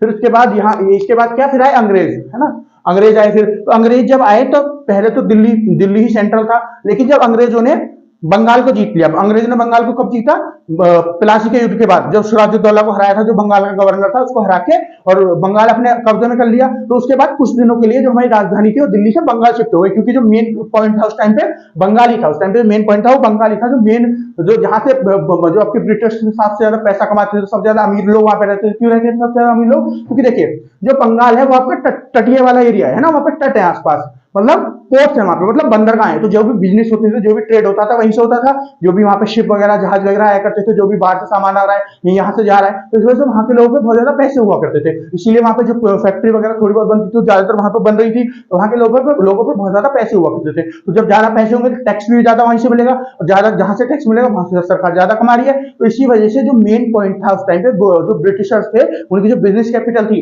जो उनकी बिजनेस राजधानी थी, जैसे इस टाइम पे भारत की बिजनेस कैपिटल कौन सी है, बिजनेस कैपिटल आपकी मुंबई, क्योंकि बहुत सबसे ज्यादा पैसा जो है मुंबई से, या फिर आप कह सकते हो महाराष्ट्र से कमाया जाता है, पर महाराष्ट्र में भी स्पेशली मुंबई से। उसी तरह जो बंगाल था, सबसे ज्यादा पैसा उस टाइम पे वहां से कमाया जाता था। तो जो आपकी बिजनेस कैपिटल थी ब्रिटिशर्स की, वो क्या थी, आपकी बंगाल थी। तो इसलिए बंगाल में राजधानी को शिफ्ट कर दिया गया। फिर उसके बाद 1911 में ब्रिटिशर्स ने, मतलब जो अंग्रेज थे हमारे, जो अंग्रेज हैं हमारे भी नहीं आपके भी नहीं, जो अंग्रेज हैं, उन्होंने 1911 में जो भारत की राजधानी है उसको दिल्ली में शिफ्ट कर दिया, 1911 में दोबारा से। फिर उसके बाद से जो है भारत की राजधानी दिल्ली में ही चली आ रही है, ठीक है। फिर हमारे देश की राजधानी भारत कब बनी, जब जो आपके ब्रिटिशर्स जो आपके अंग्रेज छोड़ के चले गए, तो ऑफिशियली है ना, जो आधिकारिक रूप पे बनी वो कब बनी, आधिकारिक रूप पे बनी 26 जनवरी 1950 में।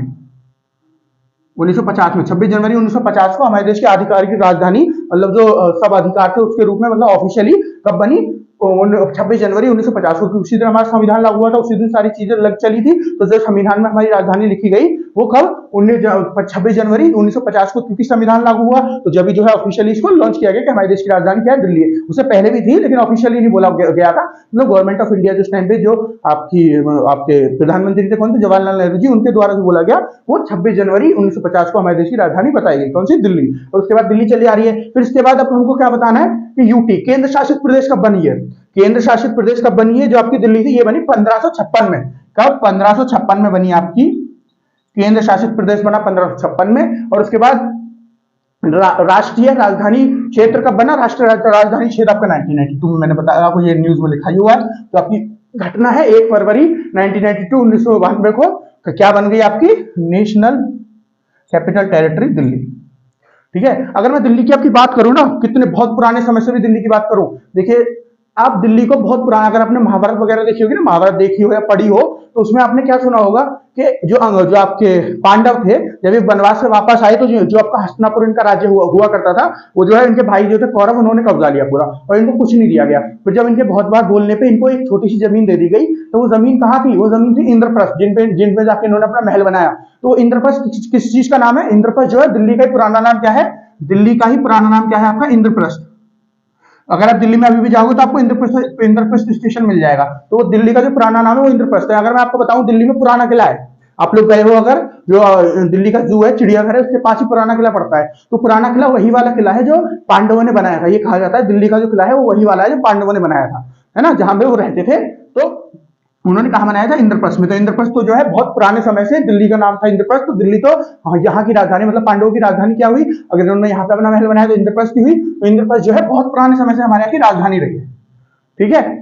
चलिए आगे चलते हैं, आगे क्या है, 1 फरवरी 2009, 1 फरवरी 2009, 92 हो गया आपका। 2009 को क्या हुआ, पहली बार भारत के महेश भूपति और सानिया मिर्जा की जोड़ी ऑस्ट्रेलिया ओपन के मिक्स डबल का खिताब जीती।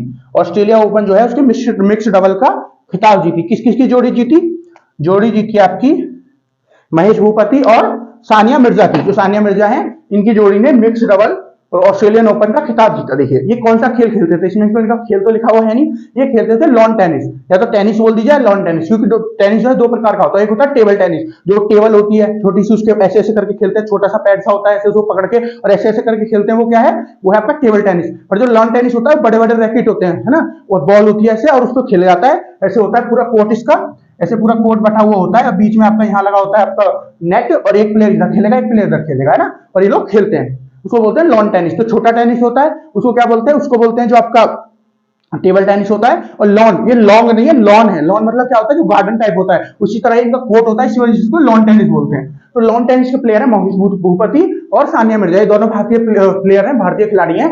इन दोनों ने पहली बार जो कोई टाइटल इनकी जोड़ी ने जीता था, जो पहली बार कोई अवार्ड इनकी जोड़ी ने जीता था, वो कौन सा था, वो था आपका ऑस्ट्रेलियन ओपन।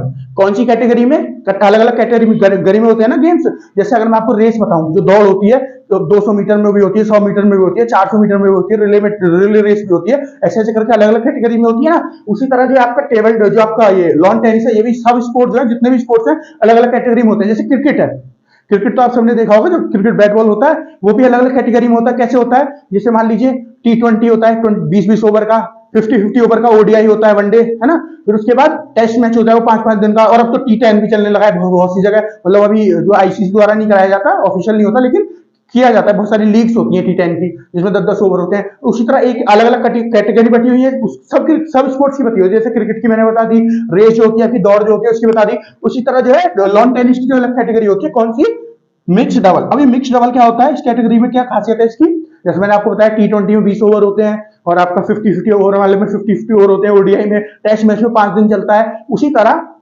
मिक्स डबल की क्या खासियत होती है, कैटेगरी क्यों बांटी गई है, देखिए। पहली कैटेगरी जो सिंगल होते हैं, एक एक प्लेयर अपना अपना खेलता है अपने अपने देश के लिए।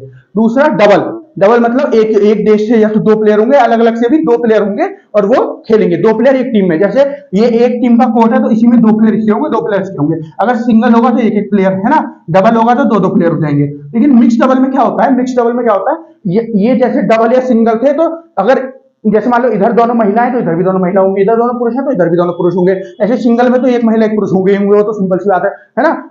दोनों महिला होंगी, दोनों महिला होंगी, दोनों पुरुष होंगे, दोनों पुरुष होंगे। उसी तरह एक महिला है तो एक महिला और एक पुरुष है तो एक पुरुष दोनों टीम में। लेकिन मिक्स डबल में क्या होता है, मिक्स डबल में देखिए दो प्लेयर होते हैं। जैसे मिक्स डबल, जैसे मिक्स में क्या था, सॉरी डबल में क्या था, डबल में क्या था, दो प्लेयर यहाँ पे, दो प्लेयर यहाँ पे, या तो दो महिला इधर, दो महिला इधर, या दो पुरुष इधर। लेकिन इस वाले में क्या होता है, एक टीम में एक महिला एक पुरुष, एक महिला एक पुरुष। जैसे यहाँ पे क्या है, महेश भूपति जो है पुरुष है और जो आपकी सोनिया मिर्जा जी है ये महिला है। तो ये जो है इसको मिक्स डबल कहते हैं। तो इन्होंने अपना पहला टाइटल जीता था। कौन सा टाइटल था ये, ऑस्ट्रेलिया ओपन का 1 फरवरी 2009 को। अभी कुछ दिन पहले मैंने 27 तारीख को, शायद 27 जनवरी को भी इसके बारे में डिस्कस किया था, जब ये फाइनल में पहुंचे थे। जब ये फाइनल में, सेमीफाइनल में, फाइनल में जीत के फाइनल में पहुंचे थे, जब मैंने इसके बारे में डिस्कस भी किया था और आपको बताया था अभी हम आगे एक आध दिन में पढ़ेंगे जब ये इस टाइटल को जीत जाएंगे। तो वो उसी के कंटिन्यूएशन में ये न्यूज चल रही है ना, क्योंकि उस टाइम पे होगी, पहले फाइनल हुआ, सेमीफाइनल हुआ, पहले क्वार्टर फाइनल हुआ, फिर सेमीफाइनल हुआ, फिर फाइनल हुआ, है ना। तो उसी तरह से चल रही है। तो अगर हम 2009 में चले जाए तो पहले क्वार्टर फाइनल जीते, फिर सेमीफाइनल जीते और फिर उसके बाद फाइनल जीते थे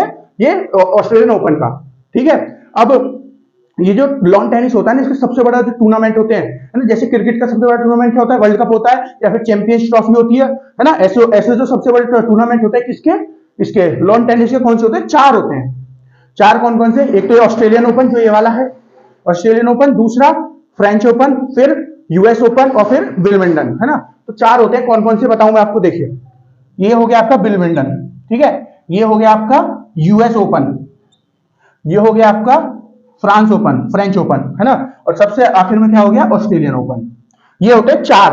तो विलमिंडन जो होता है ये कहां पे होता है, ये होता है आपका यूके में, इंग्लैंड वाला जो है यूके, ये होता है यूके में। यूएस ओपन पता ही चल रहा है यूएस में होता है, फ्रांस ओपन पता ही चल रहा है फ्रांस में होता है, और जो ऑस्ट्रेलियन ओपन है ये भी पता चल रहा है ऑस्ट्रेलिया में होता है। तो ये चार टूर्नामेंट होते हैं इसके, ठीक है। अब इनमें फर्क क्या होता है इन चारों में, देखिए एक तो इनकी टाइमिंग में फर्क होता है। जैसे ऑस्ट्रेलियन ओपन जनवरी के टाइम में खेला जाता है, उसी टाइम में उसी तरह अलग अलग टाइम में मई जून में खेले जाते हैं, फिर जून जुलाई में खेले जाते हैं, कुछ साल के एंड में खेले जाते हैं, ऐसे खेले जाते हैं, है ना। एक तो समय का फर्क होता है, दूसरा ये शुरू कब हुए, एक तो ये फर्क है, एक ये फर्क और है कब शुरू। सबसे पुराना कौन सा है, विलमिंडन, सबसे पुराना है विलमिंडन जो 1877 1877 में शुरू हुआ था विलमिंडन, यूके में 1877 1877 में शुरू हुआ। उसके बाद यूएस ओपन शुरू हुआ कब, 1881 में, 1881 में यूएस ओपन शुरू हुआ। उसके बाद फ्रेंच ओपन शुरू हुआ कब, 1991 में, तो 1891 में, 1991 को क्या हुआ आपका फ्रेंच ओपन। उसके बाद आपका हुआ ऑस्ट्रेलियन ओपन शुरू।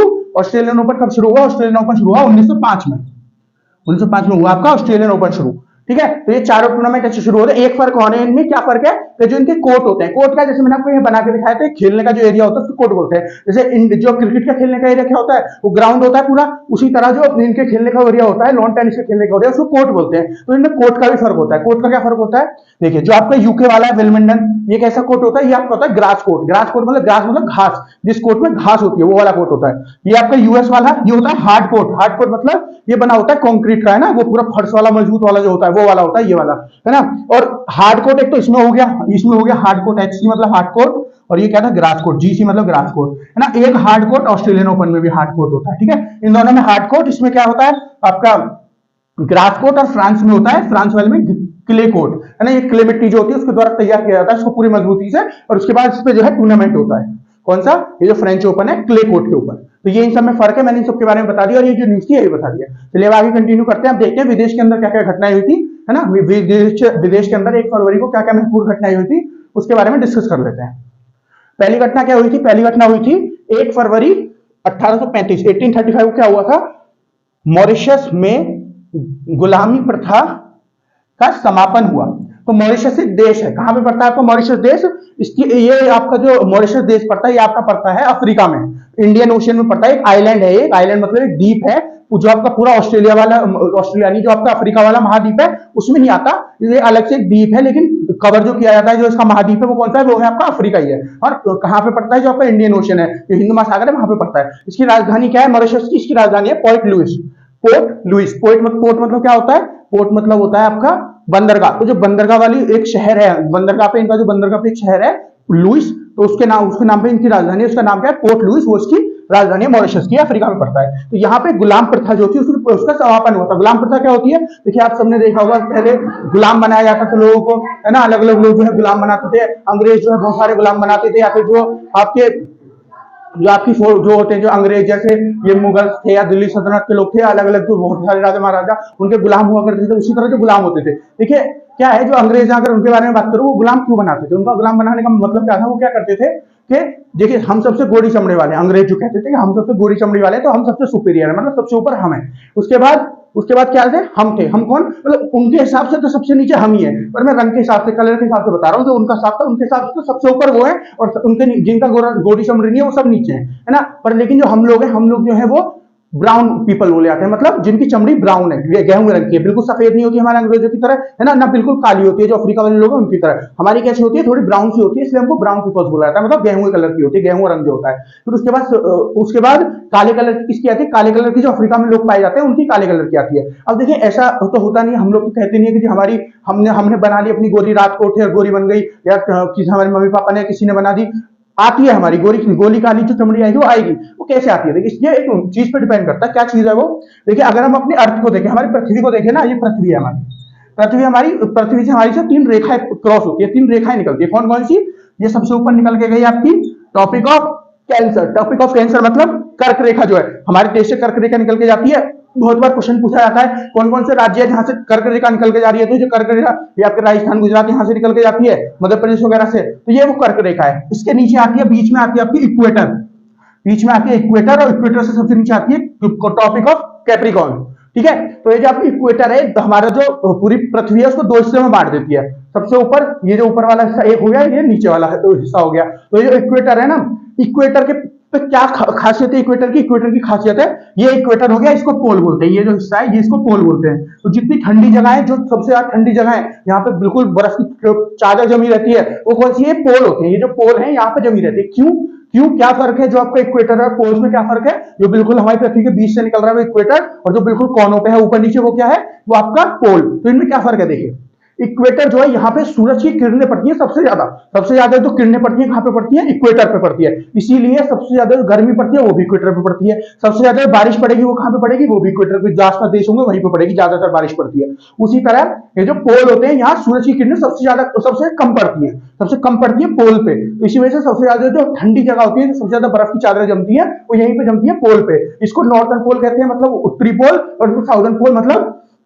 आपका जो दक्षिणी पोल होता है। ठीक है, और ये बीच से इक्वेटर, क्योंकि यहाँ पे सबसे ज्यादा सूरज की किरणें पड़ती हैं। तो जिन भी लोगों का देश यहाँ पे होता है ना, इक्वेटर के पास होता है, जहां से इक्वेटर निकल के जा रहा होता है, इक्वेटर वाली लाइन, उनकी जो चमड़ी होती है वो काली होती है ना। जैसे अफ्रीकन लोग होते हैं, इनकी जैसे चमड़ी काली होती है, ऐसी काली होती है चमड़ी, है ना। क्यों होती है ऐसी, देखिए उनमें उनका कोई फॉल्ट नहीं होता। क्या होता है कि देखिए जो सूरज की किरणें जब सीधी पड़ती है ना, तो यहाँ पे बहुत ज्यादा पड़ती है, गर्मी बहुत ज्यादा पड़ती है यहाँ पे, है ना, गर्मी बहुत ज्यादा पड़ती है। तो क्या होता है कि जो सूरज की जो होती है ना किरणें, जो बहुत ज्यादा परेशान कर सकती हैं लोगों को, जो हानिकारक होती हैं, जो हार्मफुल होती हैं, ये जो अगर सीधे शरीर पर पड़ जाए तो बहुत सारी परेशानी करती हैं। ठीक है, तो उससे बचने के लिए एक जो हमारी बॉडी है, एक वो रिलीज करती है, एक चीज होती है हमारी बॉडी में, पिगमेंट होता है, उसकी वजह से, उसका नाम एम से कुछ होता है, मेटोन होता है, मैनोटोन होता है, याद नहीं आ रहा मुझे, अब एम से होता है। देखिए मैं आपको बता दूंगा जो नेक्स्ट वीडियो होगी उसमें बता दूंगा, मुझे एग्जैक्टली याद नहीं आ रहा एम से क्या होता है, उसका नाम मैनोटोन ऐसा कुछ होता है। तो ये जो होता है ना, ये हमारी बॉडी में, इसकी वजह से जो है रंग जो है काला पड़ता है। तो जितना ज्यादा ये निकलेगा हमारी बॉडी से, उतना ज्यादा हमारा कल जितना मतलब हमारी बॉडी में होगा ये, उतना ज्यादा हमारी बॉडी जो है कलर जो है सब काला होता चला जाएगा। तो जो ये लोग होते हैं जो इक्वेटर के पास रहते हैं, इनका इसलिए काला होता है क्योंकि इनकी जो बॉडी है उस पर सूरज की किरणें पड़ती है। तो जो सूरज की किरणें है डायरेक्ट इनकी बॉडी से अंदर तक ना चले जाए, उससे क्या होता है, स्किन कैंसर हो जाता है, त्वचा वाला कैंसर होता है ना, ये जो हमारी ये त्वचा, इसको जो कैंसर होता है ये हो जाता है, इसकी सूरज की किरणें जाकर डायरेक्ट पड़ जाए। तो इस वजह से इन लोगों की बॉडी में ये जो काला रंग होता है, ये उसको बचाने के लिए होता है। ठीक है, तो इसी वजह से ये काला रंग जो है ये इसकी वजह से होता है। ये जो एम से मैंने आपको बताया, ये जो इसके बॉडी के अंदर होता है मैनोटोन, इसकी वजह से होता है। ठीक है, अभी नाम मुझे एग्जैक्ट याद नहीं है क्या होता है, पर एम से होता है, मैनोटोन की शायद होता है, एक्चुअली मुझे याद नहीं आ रहा, मैं आपको नेक्स्ट वीडियो में बता दूंगा। तो किसकी वजह से होता है, वो इसकी वजह से होता है। ठीक है, समझिए आप, इसकी वजह से इनकी बॉडी का कलर काला होता है, इसमें किसी का फॉल्ट नहीं है। तो अंग्रेजों को क्या था कि हम सबसे साफ रंग है, हम सबसे गोरे हैं, साफ रंग नहीं, हम सबसे गोरे हैं, सफेद चमड़ी के, तो हम सबसे ऊपर हैं। तो जो हमसे नीचे वाले लोग, जैसे हमको भी अपने स्लेव्स की तरह, स्लेव्स मतलब गुलामों की तरह ट्रीट करते थे, और अफ्रीकन लोगों को तो बहुत ही ज्यादा करते थे। अफ्रीकन लोगों को तो बहुत सारी जगह अब भी करते हैं, है ना, इस तरह के ट्रीट करते हैं कि ये लोग तो काले हैं तो हमसे नीचे हैं, ये सब करके ट्रीट करते हैं। तो ये लोग क्या करते थे, जैसे हमको परेशान करते थे ऐसे उन लोगों को भी परेशान करते हैं। जैसे अफ्रीका में रहते हैं, जो अफ्रीका है ना, इक्वेटर जो है, ये तीनों लाइन निकल के जाती है आपकी अफ्रीका से, है ना, तो इक्वेटर भी जाती है, तो इस वजह से वहां से जो ज्यादातर लोग हैं वो उनका रंग काला होता है, उनकी चमड़ी का कलर काला होता है, ठीक है। तो इसकी वजह से क्या परेशानी है, जो इनकी चमड़ी का कलर काला हुआ उसकी वजह से क्या है कि जो इनको जो है बहुत नीचा मानते थे, गुलाम मानते थे अंग्रेज जो है। तो जैसे मान लीजिए अब अंग्रेज जो है आपको बहुत जो अंग्रेज नहीं सॉरी, ये जो अफ्रीका वाले लोग हैं आपको बहुत जगह मिल जाएंगे, बहुत सारी जगह मिल जाएंगे। कैरेबियन आइलैंड है, ये पूरा इन्हीं लोगों से, जो अफ्रीका वाले लोगों से बना हुआ है ना। जो आपका अमेरिका है वहां पे भी बहुत सारे अंग्रेज वो मिल जाएंगे, काली चमड़ी के लोग। और अभी भी बहुत ज्यादा इनको रेसिस्ट किया जाता है, मतलब ज्यादा रंग के हिसाब से इनको परेशान किया जाता है। जैसे अभी कुछ दिन पहले, अभी 1-1.5 साल पहले एक बहुत कैंपेन चली थी, बहुत ज्यादा प्रोटेस्ट चली थी, क्या, ब्लैक लाइफ मैटर, मतलब जो काले लोग हैं उनकी जो लाइफ है, उनकी जो जिंदगी है वो भी इंपॉर्टेंट है, वो भी मैटर करती है। क्यों ऐसा क्यों हुआ था, क्योंकि यूएसए जो आपका अमेरिका है वहां पे एक पुलिस वाले ने, है ना, उसने एक आदमी को इसलिए मार दिया, अपने घुटने के नीचे दबा के मार दिया। किसने मार दिया, क्योंकि वो काला था और वो उसे रोक रहा था जबरदस्ती कि तुम्हारी मैं चेकिंग करूंगा। उस आदमी को जल्दी थी, वो थोड़ा जा रहा था, तो उसने उसको पकड़ के नीचे गिराया, उसकी गर्दन पे यहाँ पे अपना घुटना रख दिया बहुत देर तक, जिसकी वजह से वो आदमी मर गया, है ना। उसके बाद ये प्रोटेस्ट चली थी, क्या प्रोटेस्ट चली थी आपकी, ब्लैक लाइफ मैटर, मतलब जो काले लोग हैं उनकी जो जिंदगी है वो भी मैटर करती है ना, इनकी चमड़ी का कलर काला है, उनकी जो जिंदगी है वो भी मैटर करती है, क्योंकि इसमें उनका फॉल्ट थोड़ी है, इनकी चमड़ी का कलर काला है। तो लेकिन ये जो अंग्रेज थे क्या सोचते थे, उन लोगों को अपने से नीचा समझते थे, इसकी वजह से ये सब इनके साथ करते थे। जैसे रहने वाले अफ्रीका के सब, है ना, लेकिन अब तो बहुत सारी जगह, अब तो हर जगह के लोग हर जगह मिल जाते हैं। लेकिन ये अंग्रेज जो आपके, ये जो है आपके अफ्रीकन लोग हैं, ये ज्यादातर वहां क्यों मिलते हैं, यूएसए वगैरह या कहीं और। ये जो कैरेबियन आइलैंड है पूरा नीचे बना हुआ, क्यों, क्योंकि जो अंग्रेज थे क्या करते थे, ये इनका जगह जगह जो है इन्होंने टेरिटरी बना रखी थी, अपनी जगह जगह लोग जो जगह है उन पर कब्जा कर रखा था। उस तरह अफ्रीका पे भी इनका कब्जा था, और जो आपके अमेरिका है वहां पे भी कई जगह पे इनका कब्जा था। ये जो आपके कैरिबियन आइलैंड में बता रहा हूँ, यहाँ पे भी कब्जा था, यूरोप में तो था ही था। तो ये क्या करते थे, वहां से लेके जाते थे इनको और वहां जाके बेचते थे। कैसे बेचते थे, स्लेव की तरह, मतलब गुलामों की तरह से बेच दिया, और अपना तुम अपने से काम करवाओ, या फिर अपने से काम करवाने के लिए इनको ले जाते थे, मजदूरी का काम या और भी कोई काम, ऐसे काम करवाने के लिए ले जाते। जैसे मैं आपको बताऊं, हम लोगों को भी ऐसे लेके गए अंग्रेज, कैसे लेके गए, जैसे अगर मैं आपको तमिल की बात करूं, तमिल जो होते हैं तमिलनाडु में पाए जाते हैं, जो इंडिया का राज्य है तमिलनाडु, यहाँ भी पाए जाते हैं, यही पाए जाते थे। उसके अलावा नीचे भी पाए जाते हैं, कहाँ पे आपके वहां पे श्रीलंका में भी। वहां पे क्यों पाए जाते हैं, वहां पे इसलिए पाए जाते हैं क्योंकि अंग्रेज उनको लेके गए थे। हालांकि पहले वो भी इंडिया का हिस्सा था, लेकिन वहां पे तमिल इतने नहीं पाए जाते थे, लेकिन अंग्रेज उनको लेके गए, अपने काम करवाने के लिए लेके गए। उसके बाद वो लोग वहीं बच गए, तो उसी वजह से वहां पे भी पाए जाते हैं तमिल को वहां पे बहुत परेशान किया गया। 2 कम्युनिटी रहती है अभी श्रीलंका में, कभी श्रीलंका की हिस्ट्री बताऊंगा आपको तो पढ़ाऊंगा। तो श्रीलंका में तमिल जो है उनको अधिकार नहीं मिलता था। दूसरी जो कम्युनिटी है संघाली, उनको सिंघाली कम्युनिटी है, उसको वो सारा अधिकार लेके बैठती थी, वो बड़ी बड़ी पोस्ट पे थी। तो इसकी वजह से तमिल लोग जो है उन्होंने बहुत प्रोटेस्ट करी, और फिर संघाली लोग जो है उन्होंने उनको बहुत मारा भी। हालांकि अब इनके बीच में सिविल वॉर नहीं चली, सिविल वॉर का अंतर्युद्ध, लेकिन पहले बहुत चला था, अब तो बहुत शांत हो गया।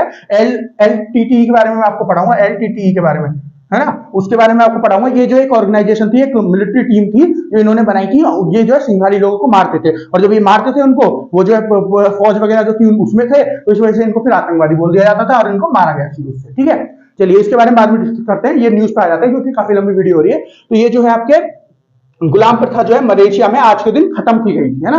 मलेशिया में जितने भी लोग थे ना, मलेशिया में लोग रहते थे, जो स्लेव थे, जो गुलाम थे, एक जगह पे बैठे थे इस दिन, सब अपनी अपनी जगह से, जहां ये गुलाम बने हुए थे वहां से भाग के आए थे।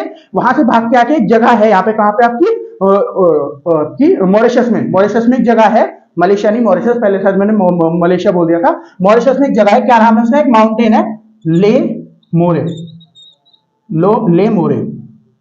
क्या नाम है, ले मोरे माउंटेन रेंज। माउंटेन रेंज क्या होता है, माउंटेन मतलब पहाड़ और रेंज मतलब श्रृंखला, जो पहाड़ की श्रृंखला होती है, और इंग्लिश में उनको माउंटेन रेंज बोल देते हैं। जो माउंटेन रेंज है ये, क्या नाम है इसका, ले मोरे। इस माउंटेन रेंज के पास ये सारे मिले, और यहाँ पे बहुत सारी गुफाओं थी, गुफाओं के अंदर बैठ के इन्होंने बहुत पूरा सेलिब्रेशन किया, पूरी पार्टी की, और ये बोला कि अब हम लोग जो है आजाद हो गए इस गुलामी की प्रथा से, और पूरा सेलिब्रेशन किया, है ना। उस दिन से जो मॉरिशस में गुलामी थी उसको खत्म करने के लिए इन लोगों ने लड़ाई करी, और इस दिन को इसलिए स्लेव डे बोलते हैं, मतलब एंटी स्लेव डे से निकल गए, ये बोलते हैं अबोलिशन ऑफ स्लेवरी, मतलब स्लेवरी मतलब जो गुलामी होती है, और अबोलिशन मतलब उसको खत्म करना। तो इन्होंने गुलामी को खत्म कर दिया था उस दिन। ठीक है, नेक्स्ट न्यूज देखते हैं। नेक्स्ट क्या है आपका 1984, 1 फरवरी 1984 को क्या हुआ था, ऑक्सफोर्ड इंग्लिश डिक्शनरी जो है, इसका जो पहला वॉल्यूम है इसको छापा गया था। इसका जो पहला वॉल्यूम है किस नाम से, A to Z का मतलब समझते हो आप, जैसे क्या बोलते हैं, कई बार बोलते हैं ना हमने सारा काम कर दिया, कुछ लोग ऐसे भी बोलते हैं A to Z सब कुछ कर दिया।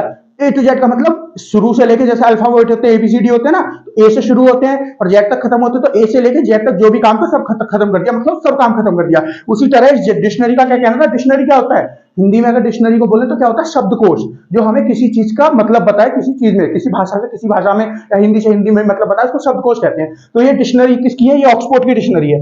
ऑक्सफोर्ड क्या है, देखिए इसमें नाम में भी लिख रहा है इंग्लिश, तो ये इंग्लिश से और किसी भाषा में कन्वर्ट करती थी। बहुत सारी भाषा में इंग्लिश थे, इंग्लिश के शब्दों को और किसी भाषा में कन्वर्ट करती थी। जैसे इंडिया की भी इतनी सारी लैंग्वेज है इंडिया में, है ना, बंगाली, मराठी, आपके तमिल, तेलुगु मैंने बताई, हिंदी, संस्कृत, इन सब भाषा के लिए भी होगी, जो इंग्लिश है इन सब भाषा में करेगी। या अलग अलग देश में, जैसे फ्रांस की एक लैंग्वेज है फ्रेंच, आपकी आपकी वो लैंग्वेज क्या बोलते हैं, स्पेन की लैंग्वेज है स्पेनिश, पुर्तगालीज की लैंग्वेज पुर्तगालीज। ये जो अलग अलग लैंग्वेज है, इन सब लैंग्वेजों में इंग्लिश भाषा को, जो इंग्लिश भाषा के शब्द उनको कन्वर्ट करती थी। तो ये जो है ये किसने बनाई थी, ये जो आपकी डिक्शनरी थी, ये एक यूनिवर्सिटी, आप सबने सुना होगा ऑक्सफोर्ड यूनिवर्सिटी। कहाँ पे आपकी, लंदन इंग्लैंड में है आपकी ऑक्सफोर्ड यूनिवर्सिटी। तो बहुत बड़ी यूनिवर्सिटी है, सबने अपने नाम जरूर सुना होगा। तो जो ऑक्सफोर्ड यूनिवर्सिटी है उसकी प्रेस है Oxford university press. Oxford university press, press क्या होता है, प्रेस इसको बोलते हैं जो जहां पे न्यूज़पेपर वगैरह छपते हैं उसको भी तो प्रेस ही बोलते हैं। तो ये जो किताब छपती है उसको भी प्रेस ही बोलते हैं। तो ये डिक्शनरी इनकी जो प्रेस थी, ऑक्सफोर्ड यूनिवर्सिटी जो उसकी प्रेस थी, उसने इसको छापा था। ये इसका पहला वॉल्यूम था,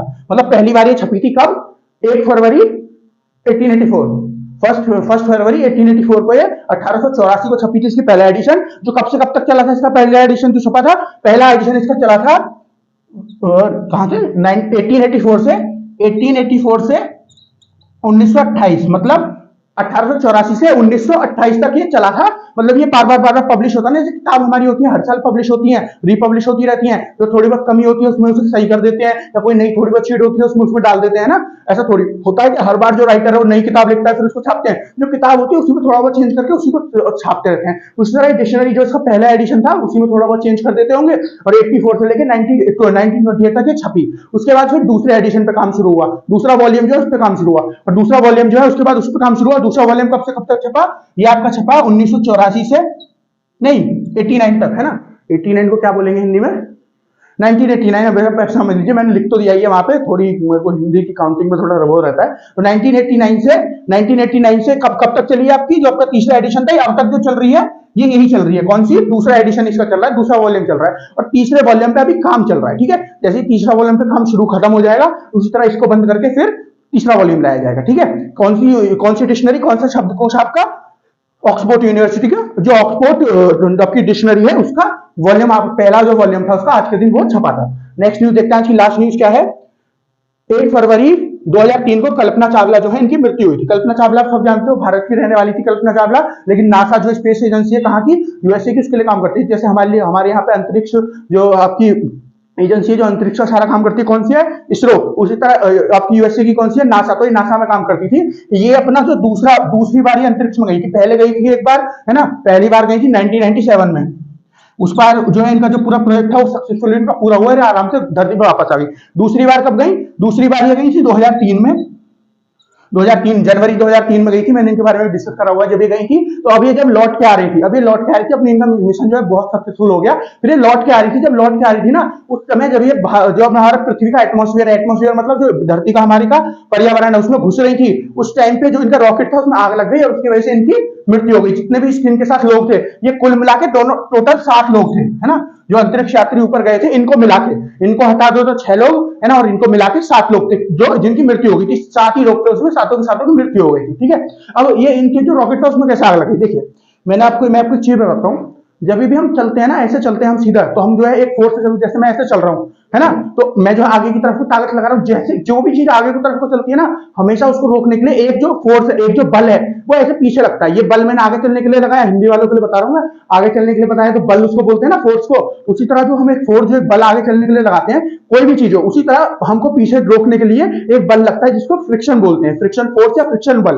तो ये जो बल होता है ना, इसका क्या काम होता है, ये इसका काम क्या होता है, जैसे मैं एक जगह खड़ा हूं, अगर फ्रिक्शन बल नहीं होगा तो मैं खड़ा नहीं हो पाऊंगा, एक जगह पीछे हटता रहूंगा या गिरता रहूंगा, है ना। लेकिन जो फ्रिक्शन बल है ना, ये मुझे को एक जगह रोकने को मदद करता है। ठीक है, और मैं जैसे आगे चल रहा हूँ, भाग रहा हूँ, मुझे रुकना है, तो ये रुकने का भी काम इसी का होता है। जैसे मैंने बॉल फेंक के मारी, जैसे क्रिकेट खेलते हो तो बॉल बैट से लगी तो एक समय पे जाकर बॉल रुक जाती है ना, रुक जाती है, मान लो बाहर चलेगी बाउंड्री से तो अलग बात है, लेकिन ग्राउंड पे भी चलती चलती रुक जाती है कई बार, है ना। प्लेयर पकड़ता नहीं है उससे पहले रुक जाती है। क्यों रुक जाती है? क्योंकि उसके जैसे बॉल फेंकी, जिसने मारा बैट उसने अपनी तरफ से बल लगाया, पूरी फोर्स लगाई, जब वो बॉल जा रही थी तो इधर से फ्रिक्शन आ रहा था, उसके पीछे लग रहा है बॉल है, ये चल रही है चल रही है चल रही है, इसके जो फ्रिक्शन फोर्स है वो आ रहा है, तो ये फ्रिक्शन फोर्स उसको रोकता है ना। तो जो फ्रिक्शन फोर्स जो है वो रोकने का काम करता है। उसी तरह क्या होता है कि जैसे जो फ्रिक्शन फोर्स है ना, ये धरती का जो पर्यावरण है, धरती जो है पूरी इसी में लगता है ना, फिलहाल इसी में लगता है ना, अंतरिक्ष में ये नहीं होता है। तो जब कोई भी अंतरिक्ष यान जब आसमान से जो अपना अंतरिक्ष है उसमें से उससे पृथ्वी के एटमॉस्फेयर में पृथ्वी के जो पर्यावरण है उसमें घुसता है, तो इसको क्या करना होता है, एक मिनिमम स्पीड, एक स्पीड होती है, उस स्पीड पे मतलब एक जो रफ्तार होती है वो पकड़नी पड़ती है। उसी के बाद ये फ्रिक्शन को फ्रिक्शन फोर्स इसका कुछ नहीं कर पाती, फ्रिक्शन बल, और ये आराम से अंदर आ जाता है। ठीक है, क्योंकि देखिए अगर मैं आपको बताऊं ना, जैसे ये मैं ऐसे चला रहा हूं हाथ और नीचे से इस पे फ्रिक्शन लग रही है जो भी चीज है ना, तो अगर मान लो ये मेरी ये कम होगी और फ्रिक्शन ज्यादा होगी, फ्रिक्शन बल, तो मैं रुका रहूंगा, ये कुछ नहीं कर पाऊंगा, जब मैं कुछ नहीं कर रहा ये चलता रहेगा। अगर ये फोर्स ज्यादा है, फ्रिक्शन बल ज्यादा है, और ऐसा ही होगा ना जब ये फ्रिक्शन बल बहुत ज्यादा होता है और इधर से भी मेहनत हो रही है, ये भी चल रहा है और फ्रिक्शन बल भी चल रहा है, तो बहुत ज्यादा ना यहाँ पे क्या होता है, बहुत ज्यादा यहाँ पे ऊर्जा उत्पन्न हो जाती है ना, बहुत ज्यादा हीट उत्पन्न हो जाती है, और उसकी वजह से कई बार आग भी लग जाती है। अब अपने हाथ में ऐसे कई बार रगड़ते रहो, आपका हाथ गर्म होता चला जाएगा ना, आग नहीं लगती है, इतना इतना वो नहीं होता तेज के आग लग जाए, लेकिन हमारा हाथ गर्म हो जाता है, इसका मतलब जो ऊर्जा है वो उत्पन्न हो रही है।